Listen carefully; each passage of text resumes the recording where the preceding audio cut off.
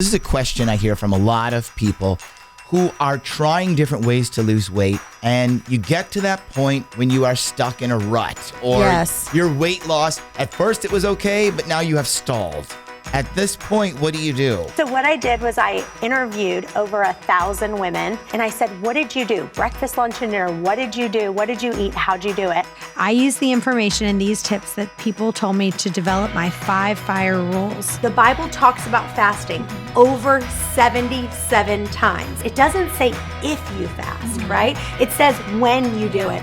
Let's listen to my body and listen to my hunger cues. Right. The ultimate goal is to create a system of eating where you're consistently in a fat burning state without cutting all the sugar out of your diets. Hey, my name's Heather, and I have lost 22 pounds on the waist to weight. And one of the things that I love is that I can eat whatever I want. I don't have to deprive myself. I just took a break for a few minutes to figure out, am I full or am I not? If you'd like to get your journey started and lose weight by eating all the foods that you love, get access to the Free Stuff Bundle. This includes the podcast, a free community group, a chapter from Chantel's book, and some tasty recipes from her recipe book.